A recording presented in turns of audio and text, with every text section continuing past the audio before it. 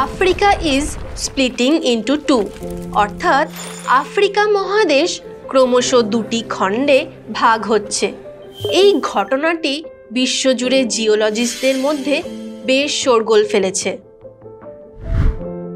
আফ্রিকার ইথিওপিয়া ও জিম্বাবুয়ের মাঝে প্রায় 30 থেকে 40 মিলিয়ন বছর ধরে তৈরি হওয়া ক্র্যাকগুলি প্রমাণ করে যে আফ্রিকার পূর্ব অংশ মূল ভূখণ্ড থেকে ধীরে ধীরে আলাদা হচ্ছে।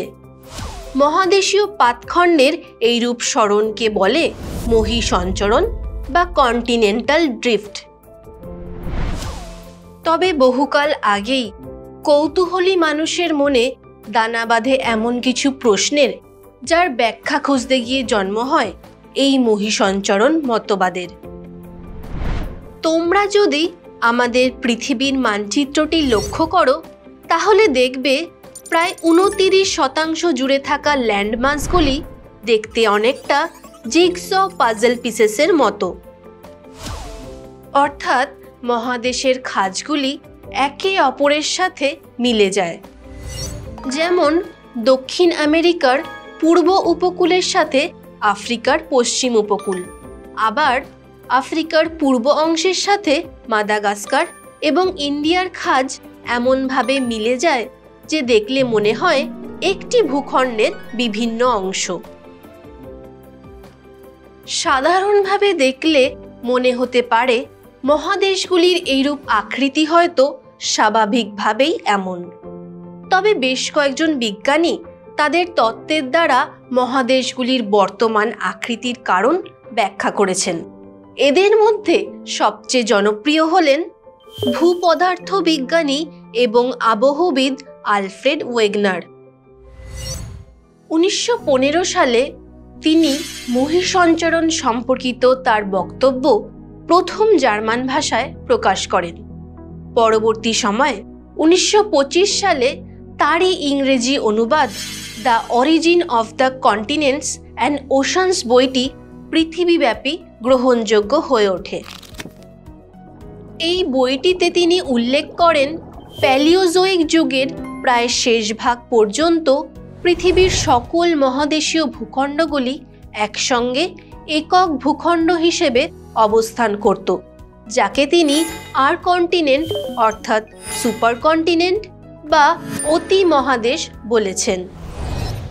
1920 সালে বইটির প্রথম সংস্করণের সময় তিনি এই অতি মহাদেশকে প্যানজিয়া নামে অভিহিত করেন, যেখানে প্যান শব্দের অর্থ সমগ্র বা এন্টায়ার এবং জিয়া শব্দের অর্থ পৃথিবী বা আর্থ, অর্থাৎ প্যানজিয়া মানে সমগ্র পৃথিবী।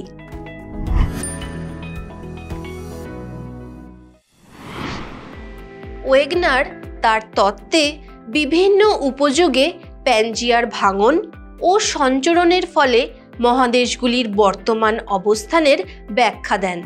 চলো তাহলে সে সম্পর্কে বিস্তারিত জেনে নিই।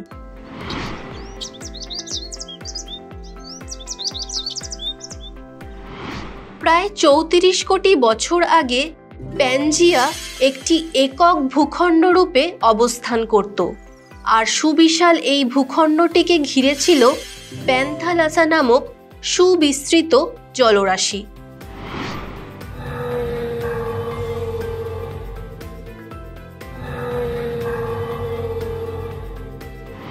আজ থেকে প্রায় 20 কোটি বছর আগে ট্রায়াসিক উপযুগেই প্যানজিয়ার দক্ষিণ অংশে প্রথম ভাঙন শুরু হয়। মূলত এই সময় নিরক্ষরেখা বরাবর তৈরি হতে থাকা অগভীর তেথিস সাগর প্যানজিয়াকে ক্রমশ দুটি বৃহৎ ভূখণ্ডে বিভক্ত করতে থাকে।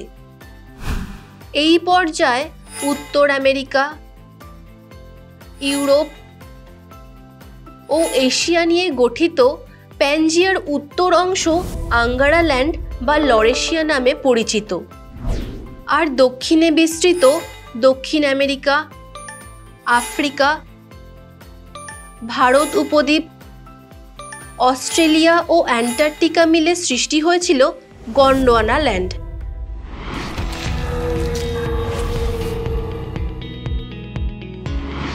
প্রায় 13.5 কোটি বছর আগে জুরাসিক উপযুগে লরেশিয়া ও গন্ডোয়ানা ল্যান্ড পুনরায় ভাঙতে শুরু করে। এই সময় লরেশিয়া বিভক্ত হয়ে উত্তর আমেরিকা ও ইউরেশিয়া গঠন করে, আর দক্ষিণ দিকে গন্ডোয়ানা ল্যান্ড দক্ষিণ আমেরিকা, আফ্রিকা, উপদ্বীপীয় ভারত, অ্যান্টার্কটিকা ও অস্ট্রেলিয়ায় বিভক্ত হতে থাকে। জুরাসিক উপযুগের শেষ পর্যায়ে ভারত আফ্রিকা থেকে এবং অস্ট্রেলিয়া অ্যান্টার্কটিকা থেকে বিচ্ছিন্ন হতে শুরু করে।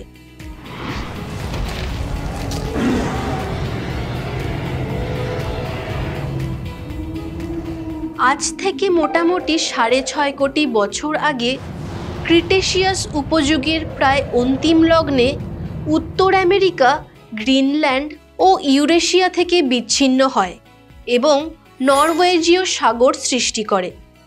তবে উত্তর আমেরিকা ও দক্ষিণ আমেরিকা আরও পশ্চিম দিকে সরলে আবির্ভাব ঘটে আটলান্টিক মহাসাগরের।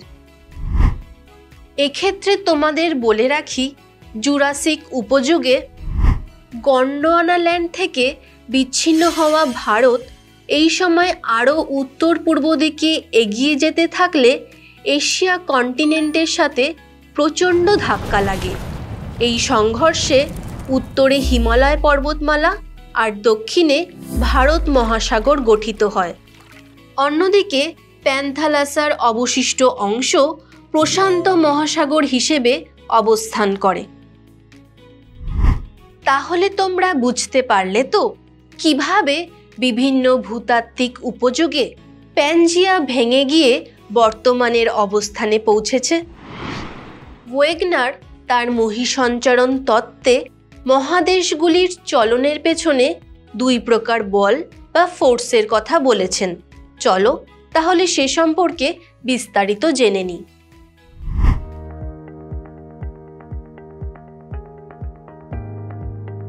ওয়েগনারের মতে অর্ধতরল অ্যাসথেনোস্ফিয়ারের ওপর ভাসমান মহাদেশীয় ভূত্বকগুলির ভরকেন্দ্র থেকে পৃথিবীর কেন্দ্রের দিকে অভিকর্ষজ বল একটি রেখা বরাবর কার্যকরী হয়।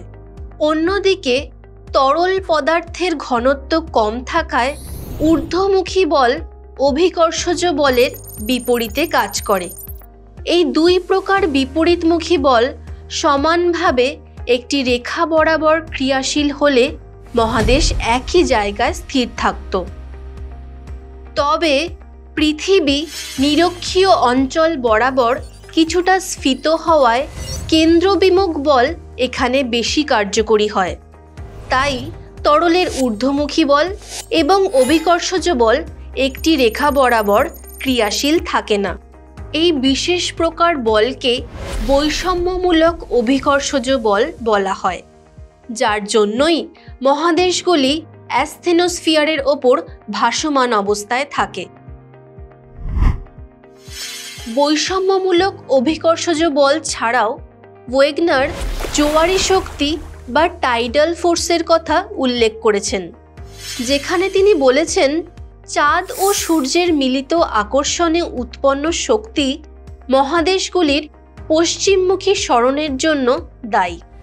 তবে দ্বিতীয় বিশ্বযুদ্ধ পরবর্তী সময়ে মহাদেশ সঞ্চরণে প্রযুক্ত বল সম্পর্কিত নানা তত্ত্ব উঠে আসে, যাদের মধ্যে আর্থার হোমসের পরিচলন স্রোত বা কনভেকশন কারেন্ট থিওরিটি বেশ জনপ্রিয়, যেখানে তিনি বলেন গুরুমণ্ডলে তেজস্ক্রিয় পদার্থের উপস্থিতির জন্য কম ঘনত্বযুক্ত গলিত ম্যাগমার ঊর্ধ্বমুখী চলনে পরিচলন স্রোতের সৃষ্টি হয়, যা মহাদেশীয় পাতখণ্ডগুলির পার্শ্বচলনে অন্যতম ফোর্স হিসেবে কাজ করে।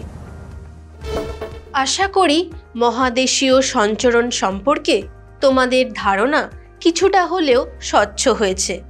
নেক্সট ক্লাসে এই তত্ত্বের সমর্থনে একাধিক প্রমাণ সম্পর্কে তোমরা জানবে।